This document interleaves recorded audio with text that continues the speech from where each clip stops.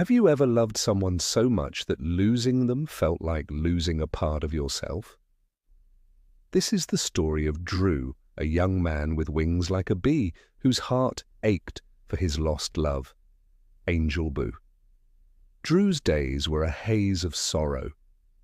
He'd make his bed on the couch, a temporary home in the wreckage of his heart, and fall into a restless sleep. In his dreams, he was with her again. Angelboo, his beautiful Angelboo in her flowing red dress, dancing with him on a shimmering ice rink under a blanket of stars. They'd hold each other close, a perfect moment frozen in time. But dreams always end. Drew would wake up with a jolt, the phantom warmth of her embrace replaced by a cold, lonely reality.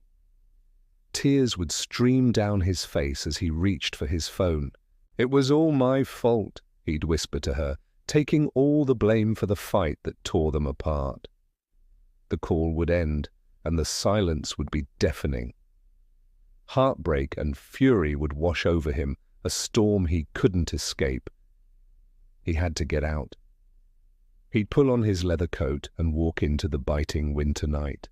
His feet led him to the same ice rink from his dreams, now empty and silent under a strange, bright pink moon.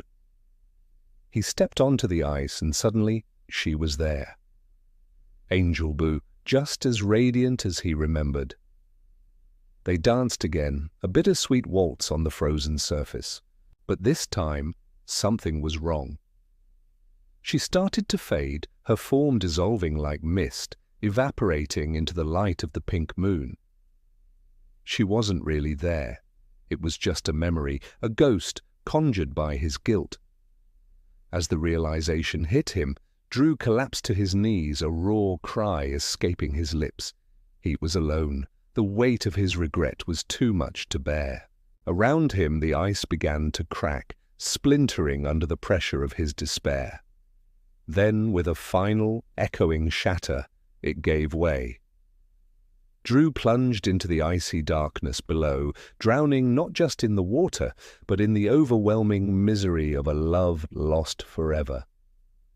If you're struggling with feelings of loss or guilt, please know you're not alone. Talking to a friend, family member, or a mental health professional can make all the difference. There's always hope for healing. Thanks for watching.